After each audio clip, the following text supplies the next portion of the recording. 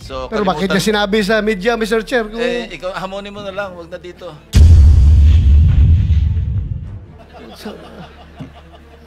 Thank you, Mr. Chair. Salamat. Mr. Chair, may I move that next hearing, Attorney Porton be invited here? Because mabigat yung sinabi niya, Mr. Chair. Dahil ito'y parang sort of... Konsulta sa legal kasi, abogado yan, lawyer eh. Yeah. We have to invite him as lawyer-client relationship. Tingnan natin. Tatanong muna tayo sa mga abogado. Hindi tayo abogado pareho eh. We have to invite him as a resource person, Mr. Chair.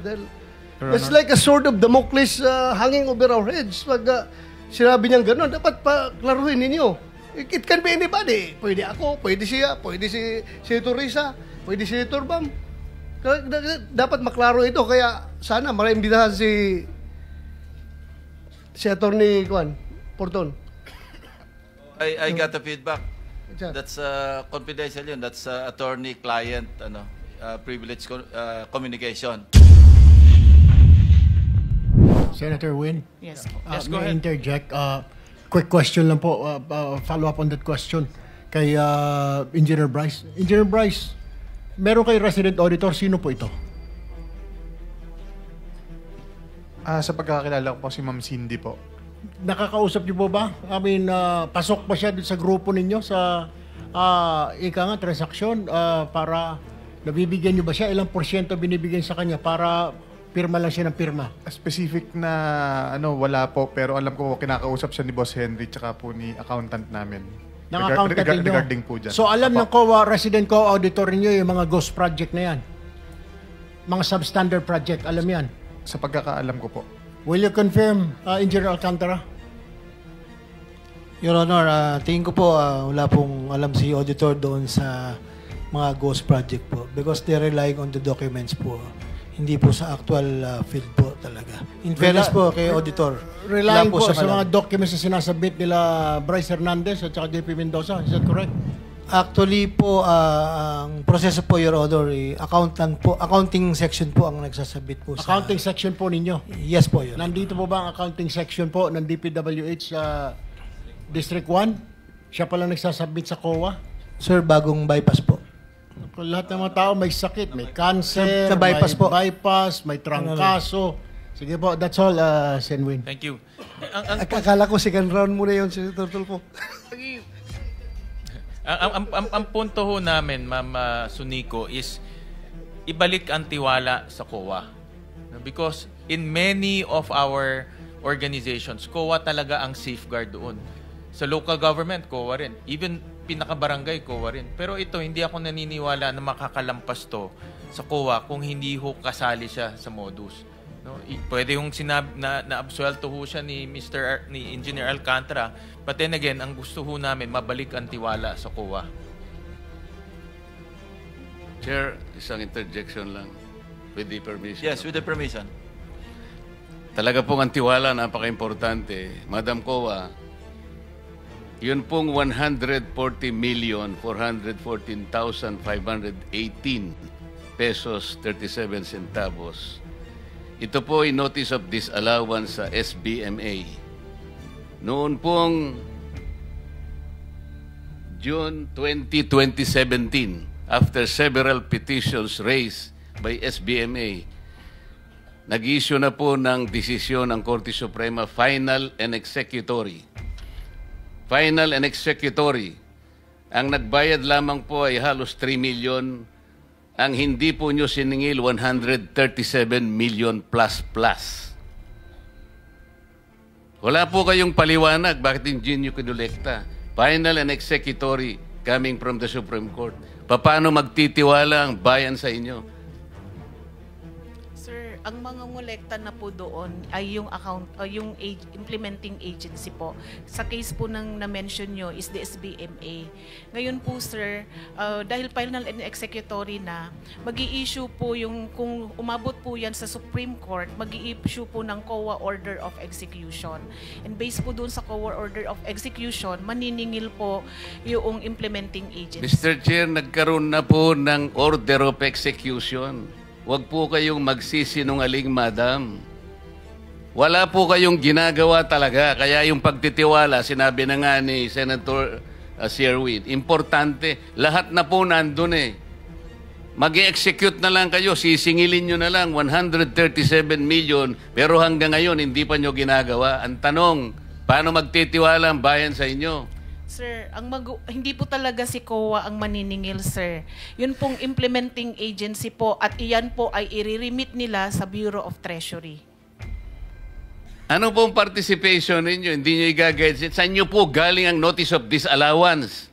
Amin po, sir. Pero po, sir, dahil may mga proseso nga po sa Sus korte, Mariosep sir. na proseso. Puro kayong proseso, pero walang nangyayari. Pinag-uusapan natin tiwala. Yes, sir. Opo, yun naman po kasi ang nasa proseso, sir.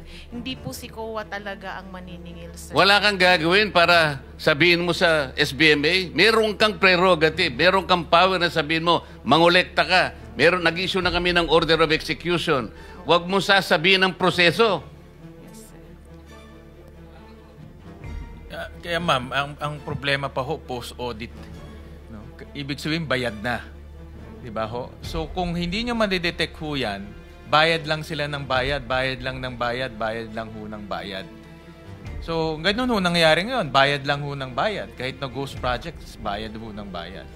So, Mr. Chairman, allow me to move to another topic. And this is the topic of yung program funds. No? So I want to gusto ko sana magtanong sa DBM kay Yusek Toledo.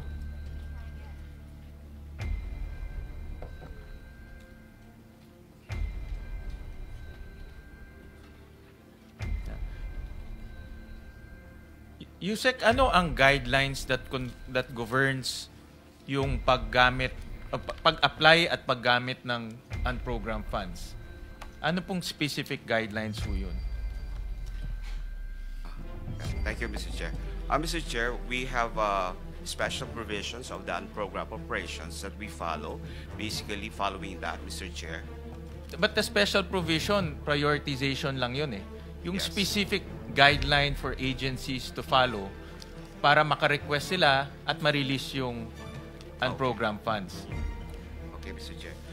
Mr. Chair, ang nangyayari po dyan, magsasubmit po ang agency, in this particular case, the DPWH for special budget request. What guidelines first? Ano yung, di ba nagre-release kayo ng memo, ano yung, okay. ano yung susundan nilang guidelines? Okay.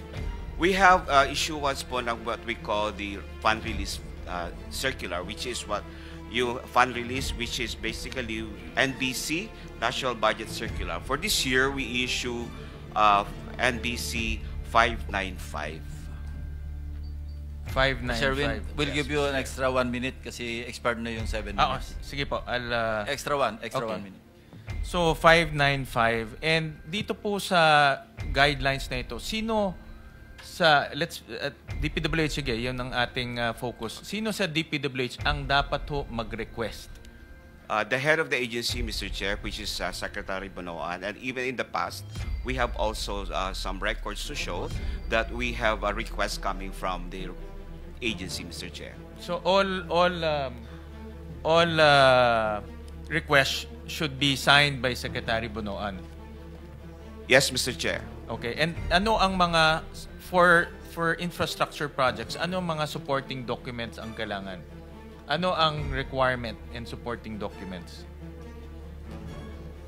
Of course, with the special budget request, doon sa po based on our charter, meron po tayong sinasabi budget execution document, which is basically submission of financial report, the disbursement program, the physical program, Mr. Chair. So BED 1, 2, 3 plus other documentary requirements, Mr. Chair.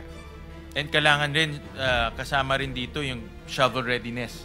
Of course, Mr. Chair, kasi that will also sort of importance po na kailangan po ma-justify nila that the program or project that's being requested is ready for implementation. So dapat yung submission nila for request for unprogrammed funds, shovel ready siya.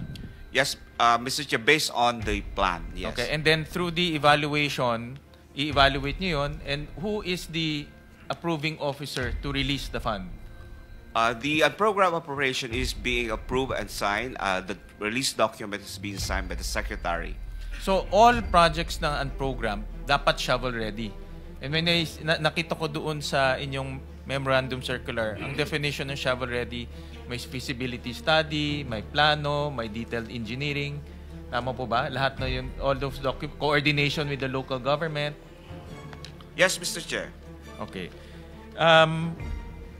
Because narinig ko rin kay Secretary Vince Dizon last time na in all of his almost all na mga flood control projects, walang plano. Sinabi niya yun. At least halos lahat ng nakita niya walang plano.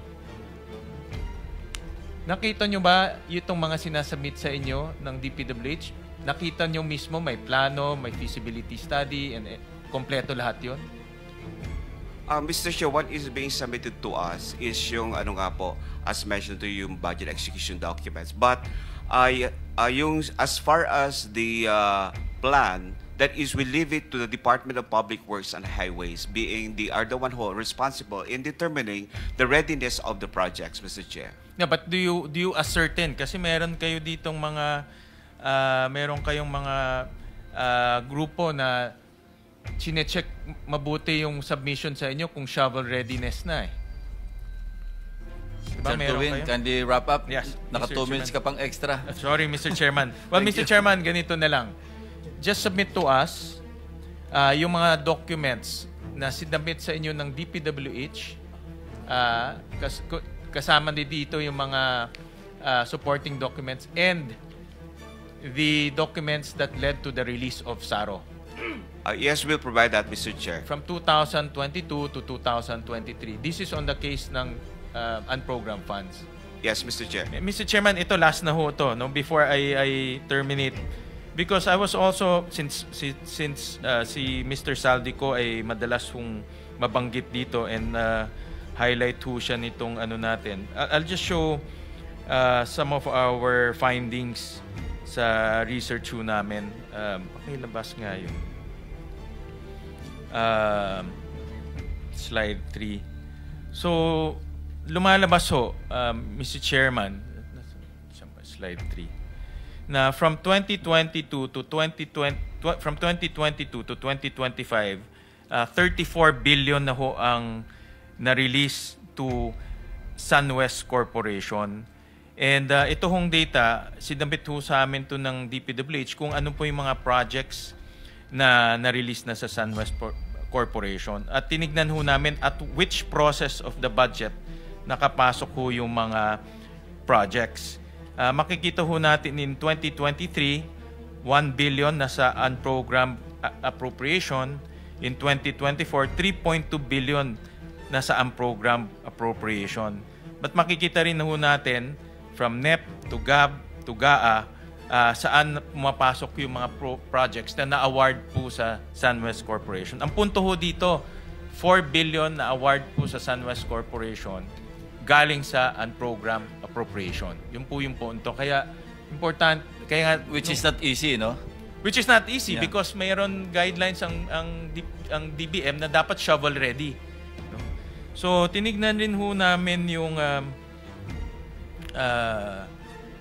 isa pang corporation, Hightone Corporation, which is connected to Zaldico rin. Makikita ho natin dito na nagamit rin po yung unprogrammed appropriations to a tune of about 814 million pesos. So, pag kinonbine ho natin yung mga projects awarded to SunWest and Hightone, lumalabas po almost 47 billion pesos po. Hindi, lahat na ho yan, but sa unprogrammed lumalabas is almost 6 billion pesos. Unprogrammed lang yun. Unprogrammed lang ho yun. Thank you. Yeah. Thank you for pointing that out. Thank you. Senator De La Rosa. Thank you. Before that, Senate President first. Before that, just one question, Mr. Chairman. Because I will be leaving shortly, I will be meeting all your wives. Because there will be an oath taking of the Spouses Foundation. of the Senate. But speaking of the Senate, tatanungin ako sigurado ng mga asawa nila puro mga senador ang binabaril Bakit ba, ano ba yung I want to clarify, Mr. Engineer Hernandez. Ano ba yung sinasabi ng abogado mo merong 6 na senador kang babanggitin? Ano ba yun? Your Honor, ang banggit niya po siguro yung laman po ng computer ko. Actually, may mga congressman po na nandun na hindi po senador yung laman nung computer ko. So fake news yun, ha? May 6 na senador na nunumbrahan mo daw. Mga congressman yung nasa computer mo. Yes, yung nasa computer ko po, congressman po. Okay, thank you. So fake news nga. O naligaw si Raymond. Diba? Anyway, basta yung ating media, ingat naman tayo sa mga fake news. Kanina umaga, may napanood na naman akong fake news tungkol sa sarili ko. Hindi ko alam na nangyari yun Mr. Senate President, I agree with you kasi maraming mga insinuations. Nabanggit, Senator Sherwin Gatchalian, Senator J.B. Ejercito, kung sino-sino na lumalabas na pangalan. That's why we need to clarify kasi ikaw ang kinukote nung lawyer. And nasa national news ito So in fairness to our colleagues, na hindi naman talaga nabanggit at wala namang katibayan, babanggitin na nakabitin at ikaw ang reference, the Senate President has to really clarify this matter. Because this is a sensitive issue. Hindi ba? Imagine, Senate Finance Committee, biglang sasabihin ng lawyer mo na, of course, he did not name names, pero may mga insinuations na sumunod, pinabanggit yung mga pangalan. So for the record, Engineer Hernandez, hindi totoo yun? Hindi po, Your Honor. Alright, thank you. Mr. Chair, follow up ko lang doon. Hindi na, kahit na time ko na. Time mo na yan. May 7 minutes ka. Bryce, during the interview ng abogado mo, si Raymond Porton, Attorney Porton, sinabi niya na pinagalitan ka pa daw niya. Bakit ka daw namimili kung sinong sasabihin mo? Totoo ba ito? Hindi po, Your Honor. Ako po ang nagalit sa kanya kasi mali po yung information na lumabas. Ikaw ang nagalit sa kanya? Hindi naman po. Pero sa interview niya, sabi niya, pinapagalitan ka niya dahil namimili ka lang kung sinong ilalaglag mo. Hindi lahat sinasabi mo.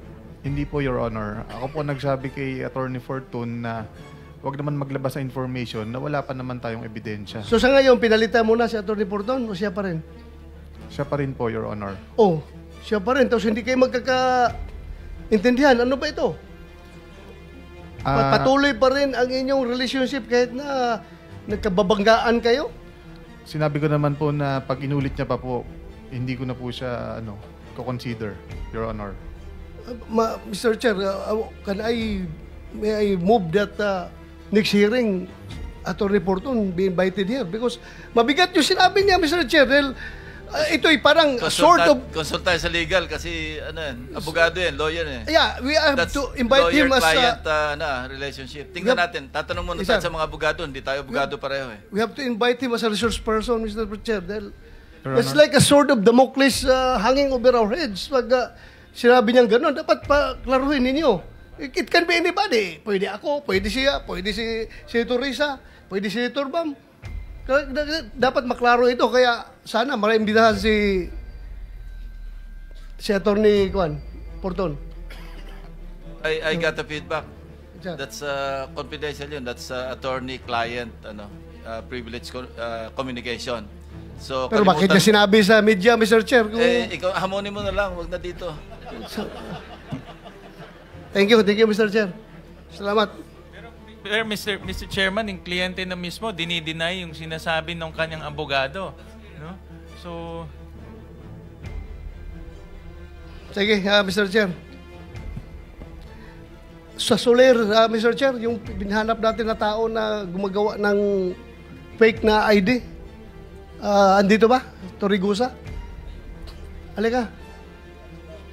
Archibald Torigusa. Engineer, siguro may utang pa to sa inyo, no? Your Honor, malaki po utang pa sa amin. 24 million, ano? Opo, Your Honor. Mamaya, tanungin natin. Mr. Chair, yung movement ng resource person papunta sa upuan, deducted yun sa time, Mr. Chair, ha? Per segundo yung pagbilang. Kaya nga.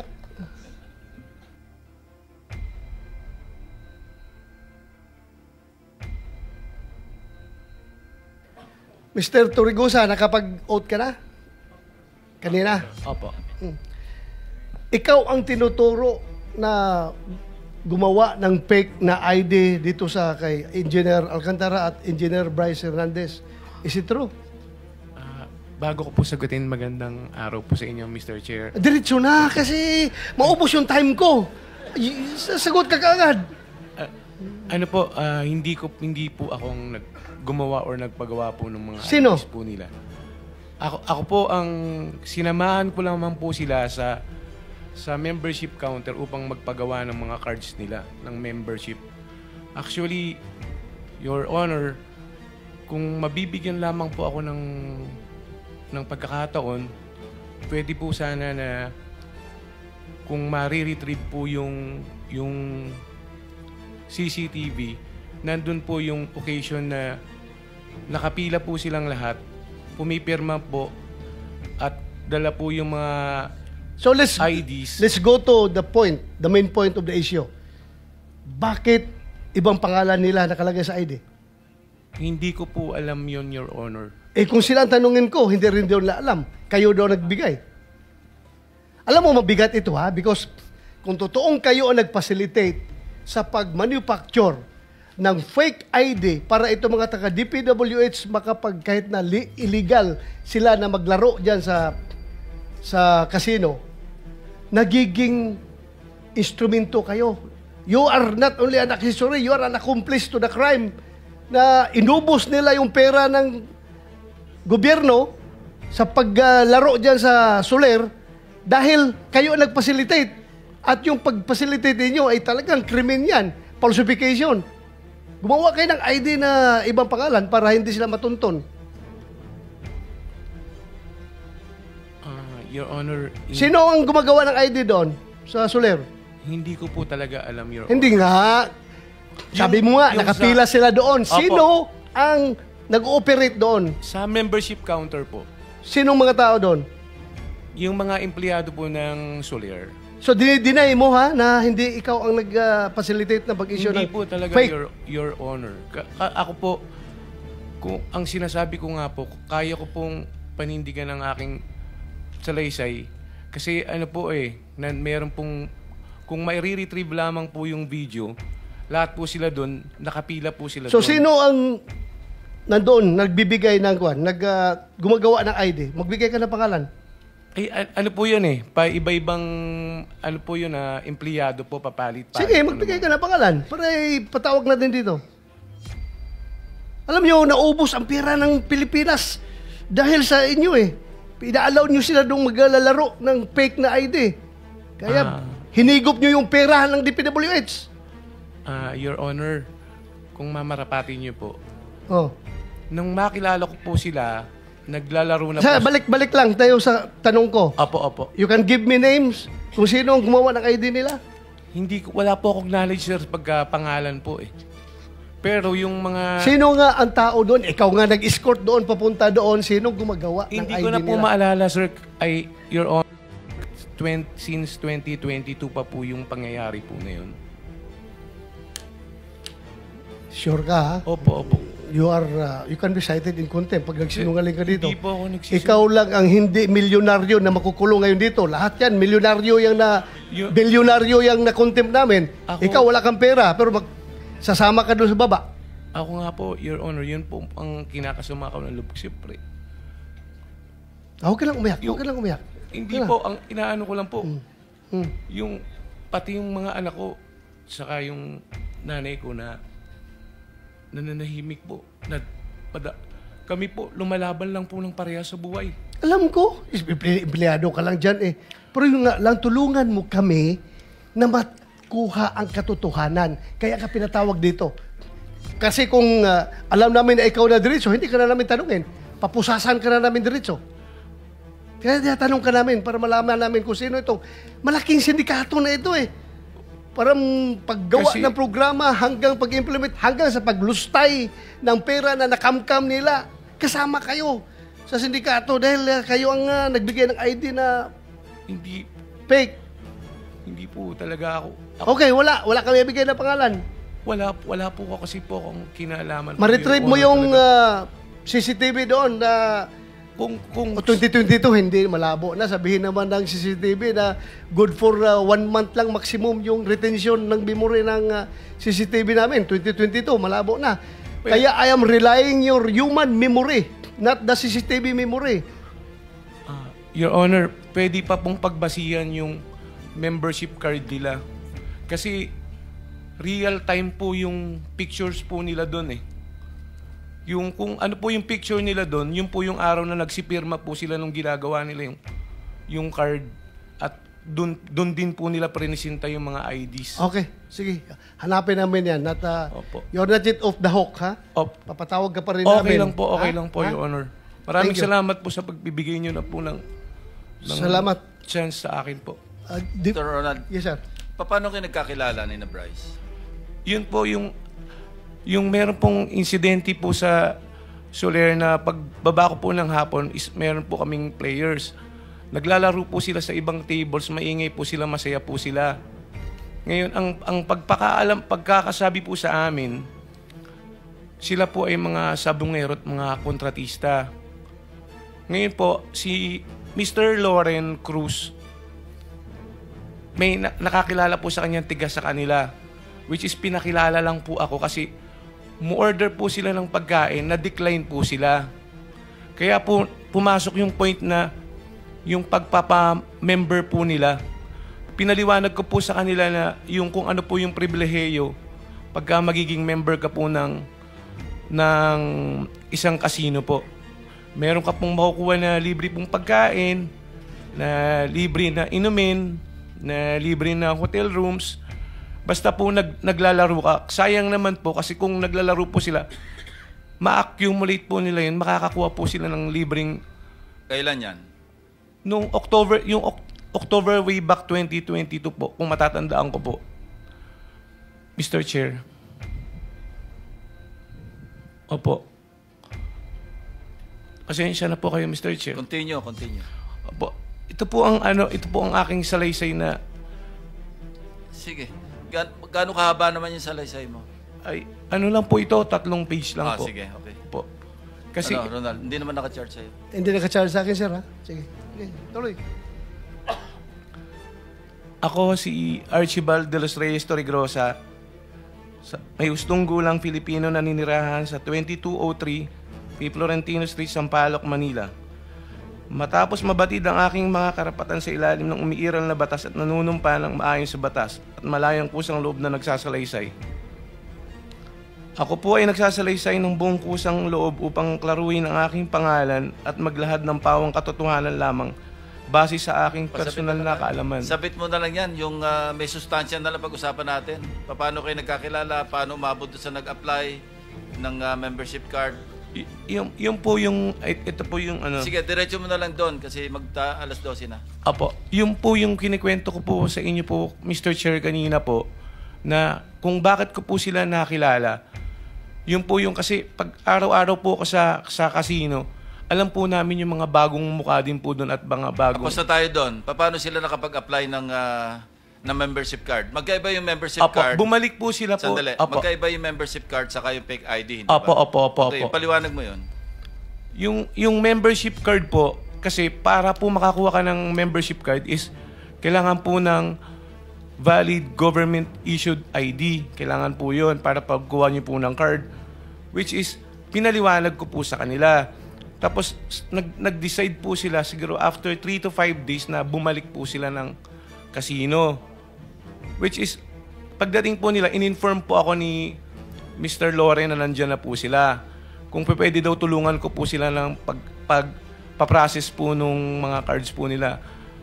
Makikita mo naman po doon po sa CCTV na sinamahan ko po sila doon sa pila. Which is yung mga bagong member din po, pumipila din po. Dala sila mga government-issued ID. Opo. Oo. Sige. Opo, pumipila din po sila. Tapos pagdating po doon sa counter, pag tinawag na po yung pangalan mo, pipirma ka po, tapos pipicturean ka, yun po yung lalabas po doon sa card mo. So apparently, yung mga fake ID na, yung mga fake na pangalan na, yung mga aliases na yung isinabit nila doon. Hindi ko po alam, Your Honor, Hindi nga. Yun ang lumalabas sa kanila. Anong pangalan sa membership card? Kung ano po yung ilagay po nila doon sa lisensya po, or kung ano po yung mga valid issued government IDs na...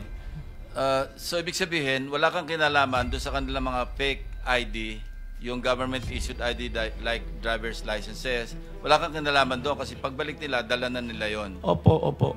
Thank you. Your Honor. Thank you, Mr. Chair. I would like to go to DBM. Yes, Mr. Chair. Layo, sir, oh. From casino to DBM. Ako'y nagtataka kung bakit ganito na lang ka powerful si Saldico na siya na ang chairman ng Appropriations Committee ng House at the same time para na rin siyang secretary ng DBM at the same time para na rin siyang secretary ng DPWH. You know why? Kasi dito sa records natin for 2024 only yung unprogrammed appropriations, particularly doon sa SAGIP, Strengthening Assistance for Government Infrastructure and Social Programs, 200 billion plus ang na-release ninyo and 155.8 billion ni-release nyo sa DPWH.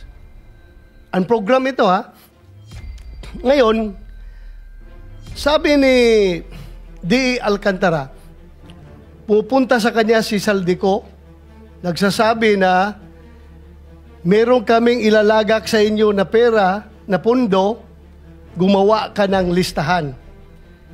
Tapos, pag gumawa na si Alcantara ng listahan, submit niya kay Saldico. So, ang tanong ngayon from Saldico, ito ba'y sinabit niya kay Secretary Bunuan or diretso na sa inyo?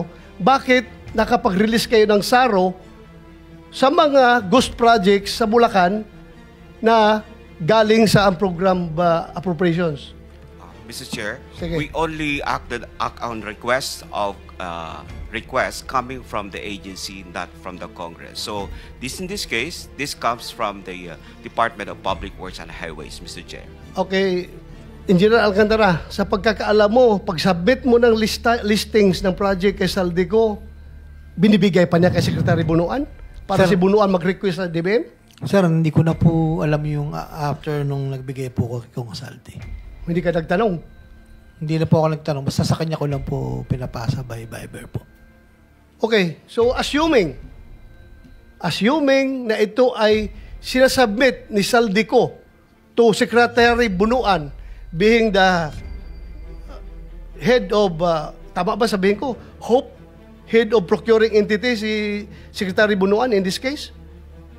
No, Mr. Chair, No. he is the head of the agency. Head of agency. Kasi isasubmit niya ito sa inyo in the form of agency budget. Special budget request. Ano? Special budget request, Mr. Chair. Special budget request. Isasubmit sa inyo. Ngayon, pag nag-certify ang Bureau of Treasury na merong available funds, magbigay ka agad kayo ng SARO para dyan. Correct? Mr. Chair, of course, based on the request, we will evaluate and then kung titignan namin, Mr. Chair, kung there's available excess revenue because an program fund could only be unlocked if there is an excess revenue certified by the Bureau of the Treasury. Correct. Oh, so kaya nga ako'y nagtataka. Imposible magawa ito lahat ni Saldico na walang kakunaybans diyan sa loob ng DBM. Mr. Chair, I don't think so Senator na mangyari ito. Bigyan pa ng additional 1 minute or 2 minutes additional? 2 minutes, sir. 2 minutes, sige. Last, 2 minutes. Sige. Yes, Senator Win. Nag-interject ka naman sa akin, so ako.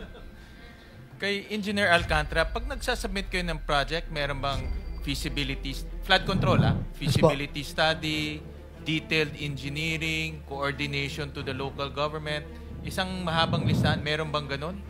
Wala po. Just title and amount po. Actually po, nanggagaling po sa mga sections dahil may mga identify na po kaming location, mga karuktong po ng mga nasimula. So walang feasibility study? Meron pong bayan na meron na pong feasibility.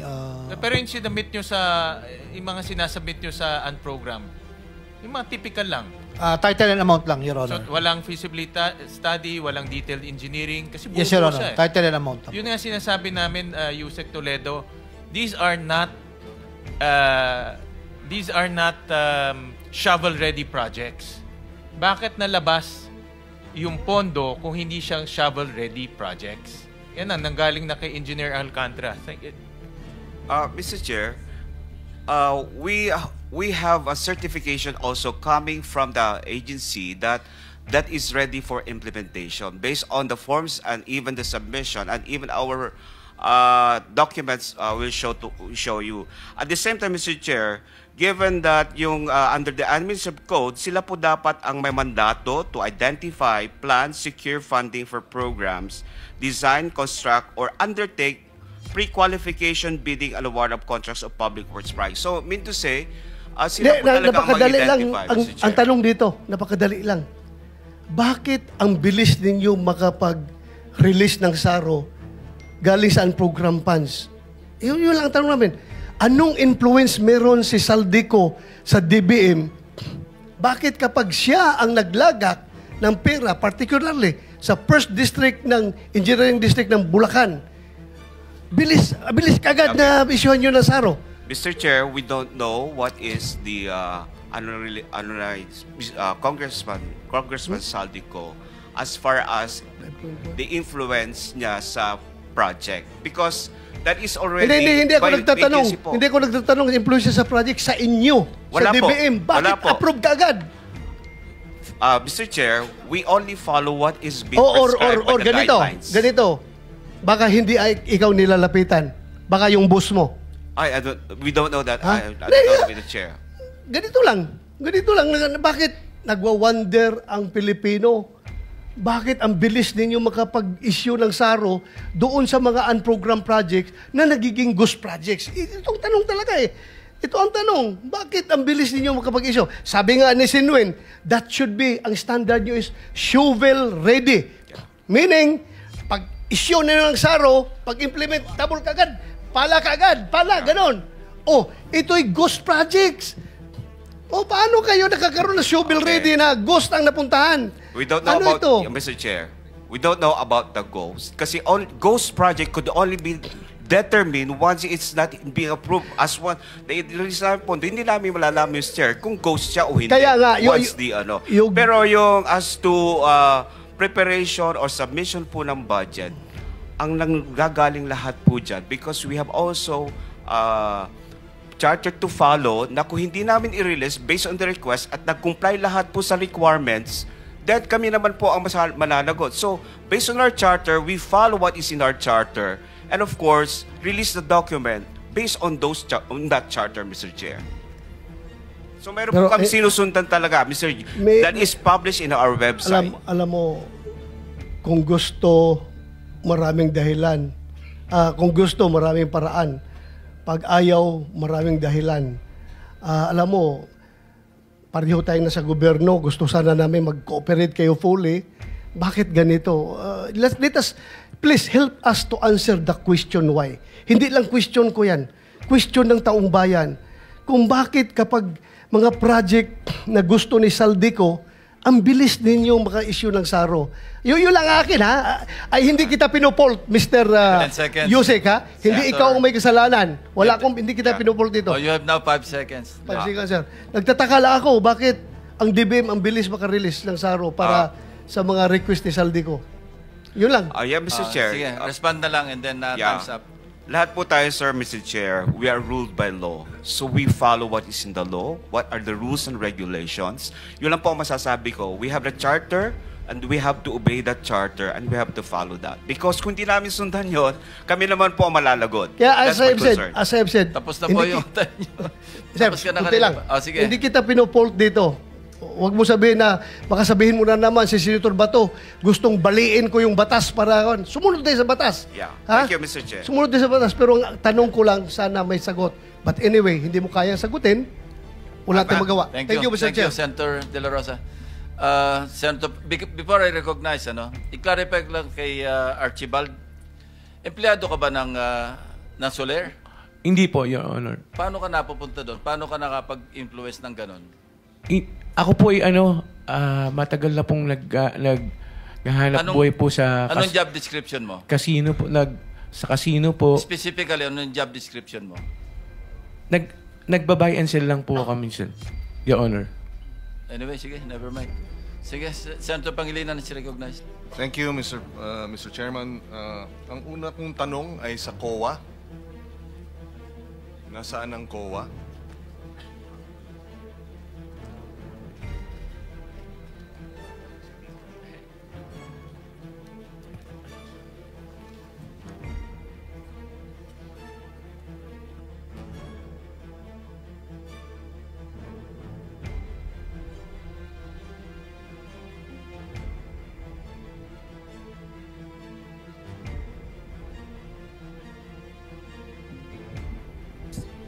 Ms. Sunico, you are from the COA? For Your Honor. Yes. Si Commissioner Lipana, is he in the Philippines? As far as we know po, sir, naka-sick leave po siya. Ang balita po namin nasa Singapore po. Okay. Is he under investigation by the COA? Sir, Right now, after all the allegations and the revelation and the testimonies? Sir, clarify ko po kung ano pong gusto nyong sabihin sa investigation. Kasi po, sir, di ba po impeachable official po siya. Pero... No, with respect to your internal, your internal processes as a commission, hindi naman pwedeng maghihintay kayo ng impeachment? Should you not also have your internal investigation? Sa mga transactions po siguro, sir, nire-review na ng mga auditors, and even po doon sa na-mention po nung nakaraang hearing, sir, na meron po siyang transaction sa Bulacan, kasama po yun sa fraud audit. Pero doon po sa position niya bilang commissioner, sir, na investigation, parang hindi po saklaw ng COA po. Ibig sabihin, hanggat walang impeachment investigation or complaint, walang aksyon ng COA sa ganitong klaseng sitwasyon? Sir, hindi ko po masasagot, sir, kasi, sir, di ba po ang option lang it's either mag-resign po siya or ma-impeach po siya. Okay, but kung gano'n ang hihintayin natin, ibig sabihin, hanggat walang nagpa-file ng impeachment complaint, wala ring internal disciplinary processes yung COA. For example, okay, I can understand that up to a certain extent, although I disagree with it, no, na wala kayong pwedeng gawin dahil impeachable officials. But dun sa mga COA auditors na may kinalaman o na-involve or sila ang nag-audit nitong mga ghost projects, meron ba kayong ginagawa tungkol doon? Kasama po siya sa fraud audit, sir. Kasama po siya sa objective ng fraud audit team kung involved po yung mga auditors natin. And then eventually kung ma-prove po siya ng fraud audit team natin na kasama po yung mga auditors, isasubmit po yan sa internal audit affairs po namin. Yeah, but how long will that take? Kasi ang pinag-uusapan dito 2020, at least initially 2023, 2024, 2025 based dito sa Salaysay. Meron na kayong ongoing investigation ng mga auditors ninyo? In other words, meron bang nag-audit sa mga auditor? Meron po, sir. Opo, meron po. Okay, kasi nga yung gusto nating malaman kung totoo ba yung biro na commission o audit. Ibig sabihin, bigyan nyo kami ng komisyon at kung walang komisyon, bibigyan namin kayo ng audit. Kasi hindi natin alam paano nakalampas lahat itong mga substandard, etc. ng ilang taon. No? So, we need that information in the next hearing. If you can at least submit an updated, ano ang update doon sa mga investigation ng mga auditors that may have yung fraud ano niyo, no? Unit? What do you call it? Fraud Audit Office po, sir. Okay. Opo. But as far as I'm concerned po, sir, wala na po din doon sa team yung mga auditors natin sa Bulacan First District Engineering Officer. Na-reshuffle na po sila. Opo. Bakit naman reshuffle? Baka mamaya kung saan mo sila dalhin, doon naman sila gagawa ng kanilang kalokohan, hindi ba? Hindi po, sir. Wala na po sa auditing unit po. Yes, but should not there be a deeper investigation? Were they involved? May ongoing na po, Okay, sir. so we want the update. If it's meant to be confidential, then we will keep it strictly confidential. But the committee I would be interested, and I'm sure the committee would be interested to know what you're doing. Opo, sir. Okay, Opo. thank you. Thank you. And sa usapin ni Commissioner Lipana, mabalik lang tayo. Meron akong kontrata dito, contract of agreement, no? Department of Public Works, no? Involving Convergence and Special Report Program, Olympus Mining and Builders. Siguro, Mr. Chairman, I will turn this over to the committee because interesting enough, ang asawa ni Mr. Commissioner Lipana, ang ginagamit niya doon sa kontrata is her maiden name. Olympus Mining and Builders Group Philippines, represented by Marilu G. Laurio. So mukhang merong concealment, no? Dahil alam niyang asawa siya ng isang commissioner, hindi siya pwedeng kumontrata dahil may conflict of interest. So dito nakalagay Marilu G. Laurio and she signed it. No? Pinirmahan niya. Authorized Managing Officer. Ganun din sa, Olympus Mining, Marilu Laurio, name and signature of contractor's representative. No? So maybe we should also invite Miss, what is her name? Laurio or Lipana, also known as, to the committee for the next hearing, so that she can shed light as to these contracts, Mr. Chairman. Now, puntahan natin si Sims Construction, Sally. Sabi mo, ikaw ay nagwi-withdraw sa Malolos, Bulacan, Land Bank? Yes, Your Honor. Magkano wini-withdraw mo? Kasi, Your Honor, hindi na, halimbawa 457, kung ano lang po yung available that day, hati-hatiin po yun. Magkano nga yung isang transaksyon? 50 million? 10 million, 100 million. Cash. Wini-withdraw mo ng cash. Yes, Your Honor. Ano po may withdrawal po 457 457 million. Pumayag yung bank manager sa 457 million cash. Wala kayong cheque? Checking account ba yun? Cash po yun, Your Honor. Na-request ko po. Paano pumayag yung bank manager na i-release yung 457 million cash? Ano naman po sa land bank naman po yun, Your Honor. So land bank, bank manager. Also, Lilibeth Lim. Hello, Highway po. Andito pala, is she from the land bank? Malolos branch. Ma'am, can you join us? So, may arrangement ba kayo, Sally, sa bangko para pumayag sila ng may malaking transaksyon na gano'n na ilalabas? Please come forward, ma'am. Yun sa land bank. Your Honor, papaalam naman po ako sa kanila. Bawa na po, may withdrawal po akong gano'n. So, hindi naman po agad-agad yun ibibigay. May mga araw po yun na sasabihin na kasi kinukuha pa daw po nila sa ibang... Kaya nga. Opo. Pero pangkaraniwan, yun yung pinakamalaki. 457 million isang araw. Teka po. I-recall ko lang po ulit sa... Ano ang pangkaraniwan? Tanong ko po sa 50, 70 million? Mga minsan po kasi kalahati, minsan 200. Million? Opo. Minsan po 150. Depende po sa ano po, kung ano po yung... Kay Mr. Diskaya, ganun din ba? Meron kayong account sa land bank? Yes, Your Honor, meron po. Tapos dinideposit sa inyong account sa land bank yung pondo ng DPWH? Your Honor, ano po? LDAP po. LDAP. ibig po sabihin yung mula po sa DPWS pag binayaran kanila, papasok na po yun sa account mo.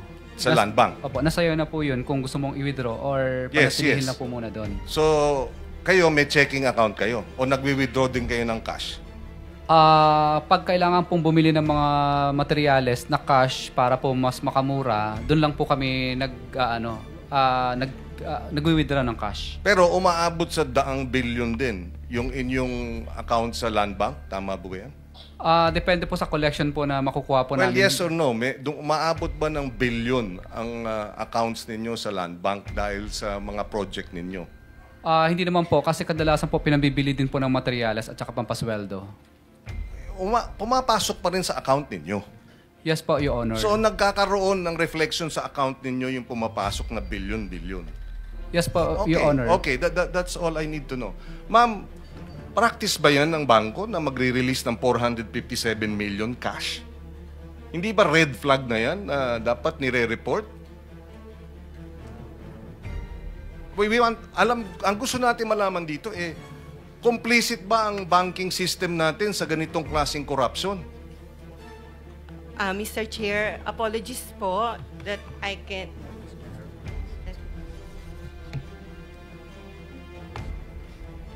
Kindly stand up, ma'am. So you can administer your oath.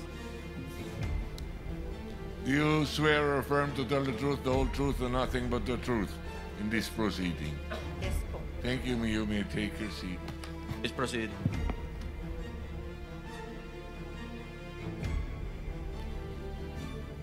Go ahead, ma'am. Please answer the question. May I request to repeat the question if okay po? Apologies po. Yes. Mr. Chair. Ganun ba ang patakaran? You can have 457 million pesos cash released as a bank on a single day, and wala ba, di ba red flag na yan? Di ba dapat nire-report na yan? We want to know if the banks are complicit in this the illegal transactions using government funding. You're land bank, di ba? Yes. The land bank is once the transaction is more than 500,000, it will be automatically captured by the system and be reported as covered transaction report. And it's that's automated po once it is over 500,000. That's all you do? At first, that is what we Yeah, are that's the law, doing. but Yes. that's all you do. Wala ba kayong know your customer? Nagwi-withdraw ng 457 million, okay lang? We have- report lang na over 500,000? We have due diligence and KYC as well upon opening of the account po, Mr. Chair. So how did this happen? In particular account po, it is according to bank secrecy. We need to request for the consent of the client. Miss Sims, Miss to Sally, okay lang siyang magpaliwanag? Under the bank? Yung paalam lang po ako sa attorney ko. Waiver of your rights to under the bank secrecy law. Yes, Your Honor.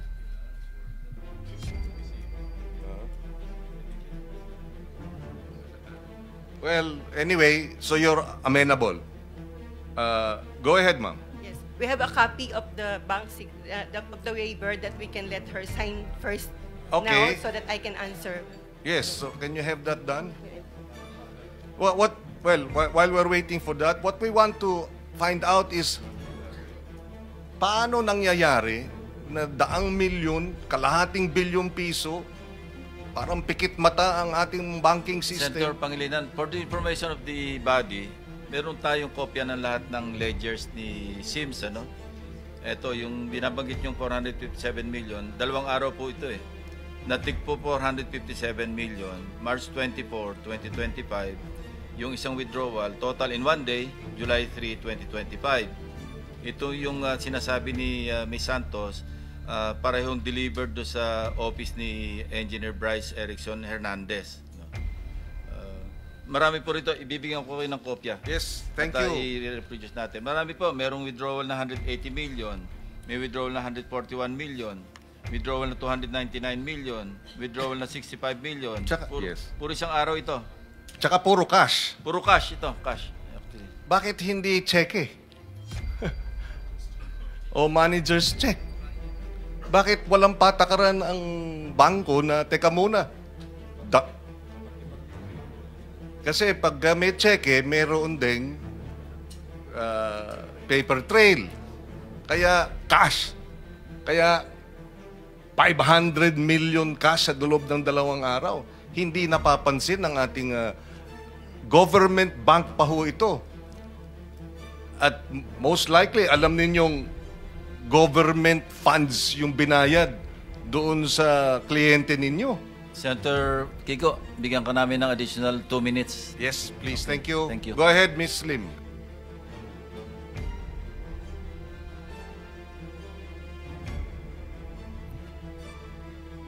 Mr. Chair, since we already have the signed consent of Ma'am Sally Santos, can I explain the process flow? Because before it came through her account, will it be alright po? Okay. The process is, since Ma'am Sally Santos is recognized by the DPWH as their contractor and listed in their list of creditors, then the process flow is the funds. Okay, although everyone knew that it came from the notice of cash allocation from the Department of Budget and Management, then it goes to Land Bank, to the DPWH Central Office account, then my head office na maintained with South Harbor, then the South Harbor DPWH will issue a notice of cash allocation intended for the DPWH Bulacan First Engineering District Office. So upon receipt of the Bulacan First District Office, they will issue an advice of checks issued and canceled. So that advice of checks issued and canceled coming from them with the regulation of the Bureau of Treasury for the 24 hours period before they can withdraw it or before they can credit it to the respective accounts of the contractors. So after the 24 hours, the following day, they will issue the list of due and demandable accounts payable, advice to debit accounts, that is the LDDAP ADA. They will send us that ADA and then Land Bank will process it through the financial system. Then upon uploading, it will automatically credited to the different accounts, a passbook account of the different contractors. So once we receive that different accounts, that it will credit the account of intended for Ma'am Sally Santos. And that amount that she withdraw is not necessarily a one-time credit. It's on different LDDAP number po. So then yung sabi niyo nag-pile up, that's it po. Yes, but you didn't explain, is that standard? You can withdraw 500 million pesos in 2 days? Actually, as manager, we try to market the account for as long as they did not need it right away, so they can still maintain it with Land Bank. Then that amount that it maintained for days before the account of Ma'am Sally called us and requested for a withdrawal. Yes. Then upon receipt, upon knowing of her withdrawal, right away we informed her that we need to source fund for that we cannot automatically Kaya have nga that 2 days. Fund. Not only 2 days, it took for that particular account. This transaction was 2 days. Based on the 2 araw to put together yung 457 million. Yes, Your Honor. So hindi kayo nagtaka? Bakit cash? Bakit 457 million? At bakit 2 araw? Your Honor, hindi po ako kasi magtataka or mag-iisip ng negative since the funding is coming from the government and the DPWH and knowing it's for the project. So, hindi po ako talaga nagtaka po. Hindi ba common sense lang na 200 million cash for the project? Paano? Meron bang nagbabayad ng cash? Ano yun? Di ba dapat cheque? Actually po, yung list of creditors is a passbook account. And yun po yung nire-report po nila. Then they have their The principle behind yung 500,000 suspicious transactions is because suspicious transactions. Kumbaga, so hindi suspicious transaction yung kalahating bilyon, 2 araw nilabas? Cash? Your Honor, to be honest, kasi hindi ko po, I am not an engineer or you support every project, hindi ko po alam kung ano po yung project na yun or whatever, since it's a deposit account, yung depositor na po talaga yung nakakaalam. It's hard, well, anyway, as bank manager, it's hard to believe na hindi katakataka na sa loob ng 2 araw, yung pondo ng gobyerno pwedeng ilabas ng kalahating bilyong piso na basta-basta.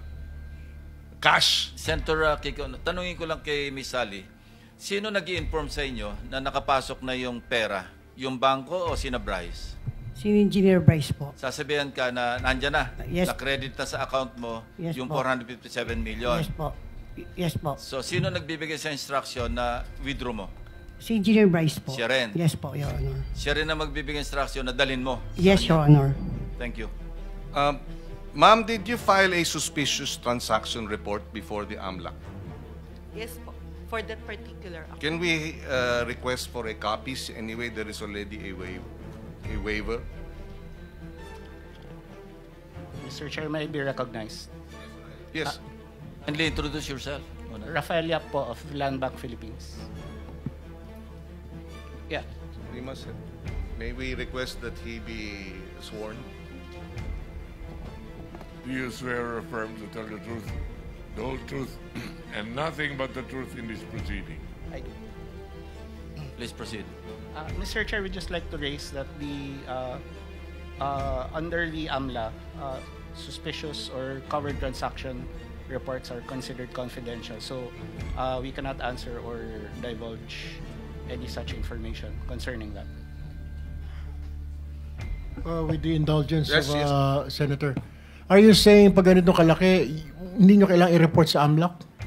No, no, Mr. Chair. It's just that we cannot divulge to Even to AMLAC, you cannot. To it's part of the. Sorry, if with your permission, if we could. Can we talk to AMLAC with the indulgence of please. AMLAC, where are you? Tama po ba yung pinagsasabi nito? Mr. Chair. Hindi nila kailangan mag-report sa inyo ganito ng transaction? Before I answer, Mr. Chair, I'd like to manifest that I have not yet sworn. Do you swear or affirm to tell the truth, the whole truth, and nothing but the truth in this proceeding? Thank you. Take your seat. Sige po, pakisagot po. Mr. Chair, may I have the question repeated? Question is, sinasabi niya, may confidentiality, hindi lang kailangan i-report sa inyo yung ganung kalaking mga transactions. I mean, almost half a billion. Tama po ba yun? They don't have to report it? Your Honor, yung po pag-report po nila ng STR, subject to the risk appetite po ng covered institution po. So it depends on the parameters or guidelines na nasa palisiya po nila. Sir, paki-simplify kasi marami yung nakikinig sa atin. Yung po, hindi natin maintindihan. Yung layman term lang po, layman's term na gamitin po ninyo. Pwede ba, ang tanong ko po, pwede pa na hindi po nila i-report ng bangko halos kalahating bilyon na. Meron pong illegal na po na nangyayari. Mr. Chair, I'm sorry, Sen. Well, that's my own question. That's my only question. Yes po. Yung pong transaction po kasi, kung beyond the threshold amount po, automatic po, yung 500,000 pesos po, automatic po nire-report po yan as a CTR. Ngayon po, sa batas po natin, may mga circumstances po na naka-enumerate doon kung kailan pwedeng i-report as STR po ng bangko. Suspicious transaction report po. Okay. So, kung sa kanila pong discretion po, ang interpretation po nila is papasok po yung transaction, even if it's beyond the 500,000 pesos po, they can report that also as an STR. Oh, okay, so, okay lang, I can proceed? Yes. So, a suspicious transaction report was submitted to you, AMLA. Of course, that suspicious transaction report now, they're saying, is they cannot divulge the contents of that report, right? Because the law says so. Tama ba, Mr. Amla? Mr. Chair, for us to be able to answer it specifically, may we ask for an executive session? Okay, we will do that later. But anyway, because nga it's confidential. Now, my question Senator Kiko, you have 24 seconds. Yes. sir. Aren't you buried with all these reports that you're not able to act on it? Assuming meron kayong basis to act, what do you do? 500 million, 2 days from a contractor, withdrew cash, galing sa DPWH, anong gagawin nyo? Wala. Ito po, usually, pag trigger for investigation po, we are able to conduct a backtracking of the transactions, Your Honor. Yes, and then what? If it is related to an investigation of an unlawful activity, Your Honor, we make use of it as part of our case build-up. But you can't freeze it there and then? Hindi po, Mr. Chair. Chair, isang Thank you, interjection Senator, lang, Chair, kung isa lang. So Yes. kulang ang batas. You're saying kulang ang ngipin ng anti-money laundering law in this regard? Just the last question. Because kung ganon, ayusin natin yung anti-money laundering law. Pagka may ganyang mga sitwasyon, dapat proactive yung bangko. Sila mismo tatawag sa inyo, hindi lang magpa-file ng report. May problema po rito, kayo na po ang gumawa ng aksyon. Di ba?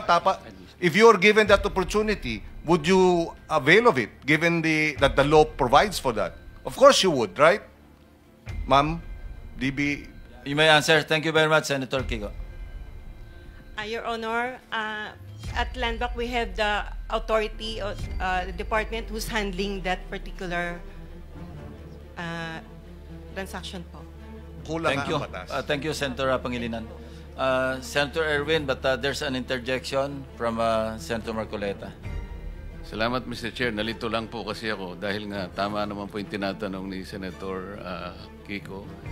Mahigit pong halos kalahating bilyon, wala pong plug. Kasi po, Mr. Chair, ako po ay nagbebenta noon ng lettuce.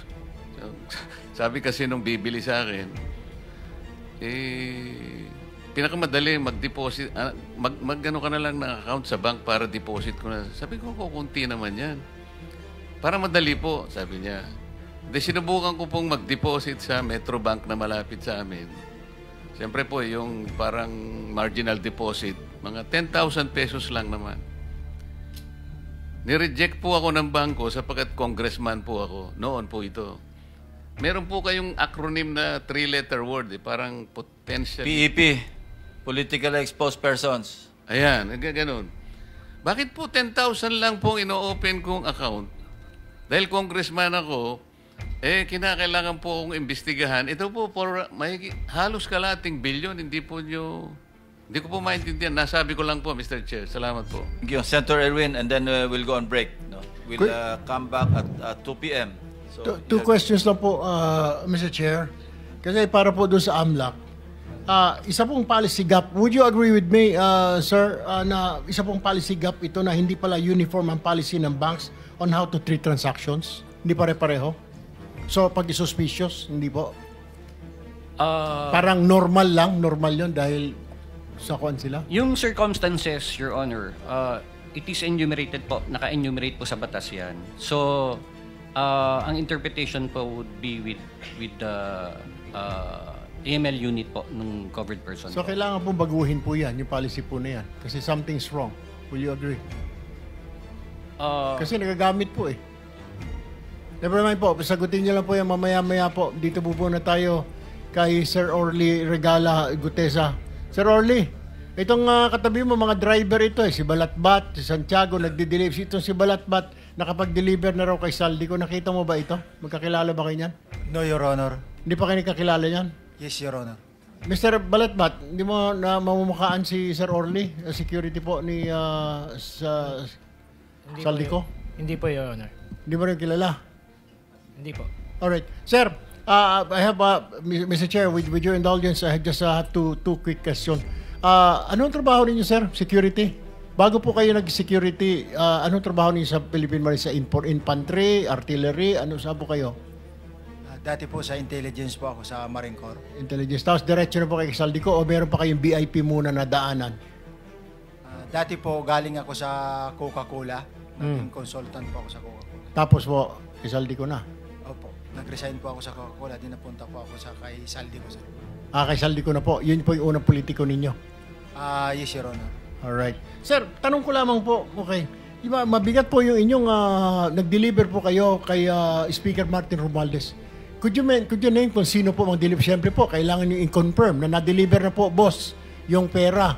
Kay, siyempre, i-confirm mo kay Saldico, na-deliver na po sa bahay ni Speaker. Sino po mga dinideliveran nyo? Alam nyo ba ang pangalan? Sa dami po ng pera na yun. Sa pagkakaalam ko po, wala po kaming direct contact doon sa receiver. Kasi ang may direct lang contact doon, Your Honor, is si Paul or kaya si Mark. Si Paul or si Mark? Yes, Your Honor. Kasama ninyo, si Paul or si Mark, mag-deliver ng pera? Yes, Your Honor. Kay Speaker? Yes, Your Saan Honor. bahay po ito? Doon sa 42 Forbes, Your Honor. 42 Forbes. Okay. Alright. Ilang beses po kayo mag-deliver doon sa 42 Forbes na sinasabi ninyo? Bakit po nilaman na bahay po ni Speaker yun? Sino po nagsabi? Based doon po sa pa-deliver ng i-deliver sa bahay ni Speaker.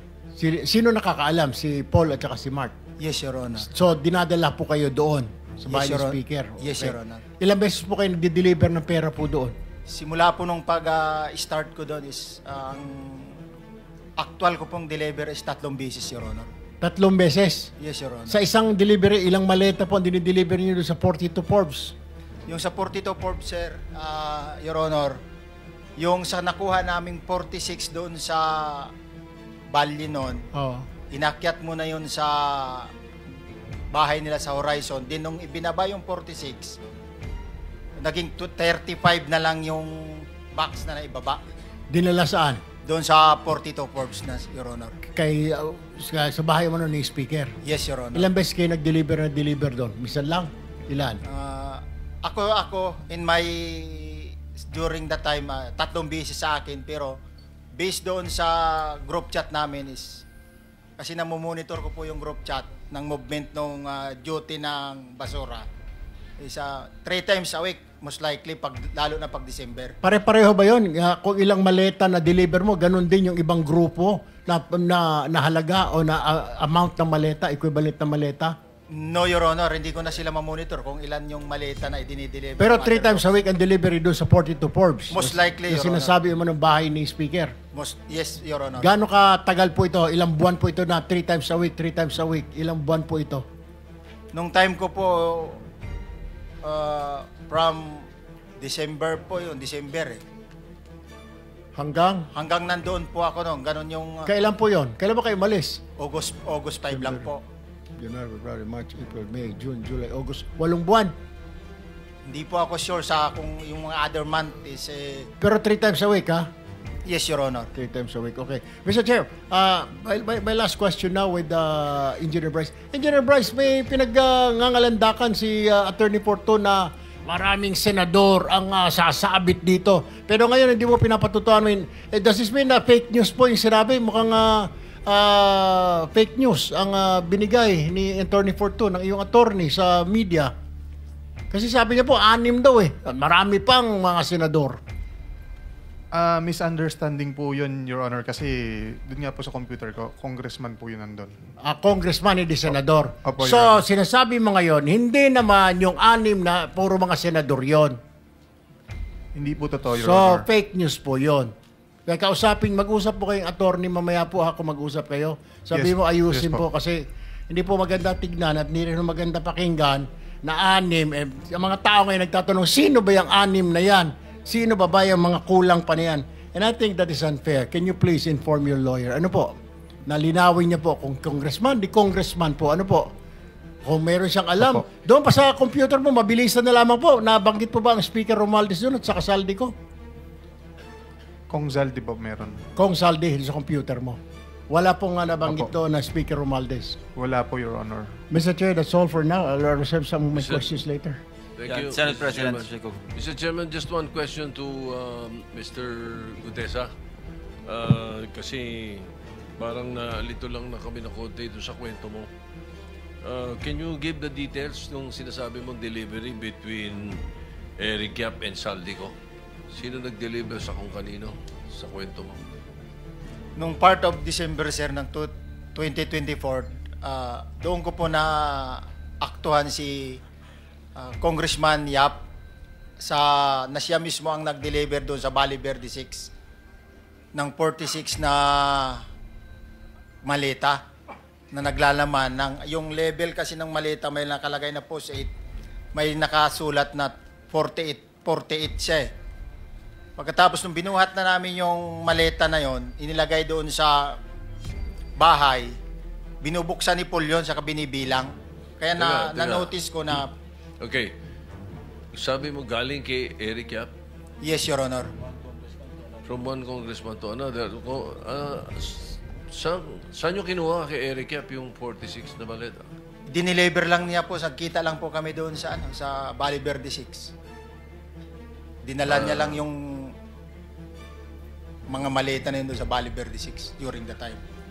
Tapos kayo ang nag-deliver sa... Inilipat po namin sa sakyan, dinala na namin sa Horizon yung mga maleta na yun. Yun yung 46 na sinasabi mo? Yes, Your Honor. Okay, thank you. Mr. Chair, I just want to make addition, yung mga clarification po na gano'n. Kasi po sa Kongreso, siguro alam din po ito ni Congressman ni Senator Dante Marcoleta, magkasama po kami. Uso po yung bilihan ng budget sa Congress. Opo, the budget po, si Senator Marcoleta can attest to this. Kaya po minsan paghapon, pagpanoodin nyo po sa TV, paikot-ikot po mga kasamahan namin sa Kongreso, yun pala, lalapitan yung isa, may budget ka ba natitira dyan? Akin na lang, 20%, parang gano'n basta. Yun po ang pagkakaalam ko, Mr. Chair. Thank you for the education. Hindi Mr. namin Chairman, alam sa Senate yun. Point of information. Point of information. Yes, Intervention lang, intervention. Yes. Just information. Mr. Orly, bakit kasi yung na-highlight mo yung 48 lang? Sabi mo naman, halos 3 beses sa isang linggo, meron delivery. Bakit yun lamang alleged delivery ni Rep Yap ang parang yun ang natandaan mo? Kasi yung po, Your Honor, yung kauna-unahan na nung mag-duty ako sa basura, yun ang kauna-unahan talaga na naaktuhan ko talaga.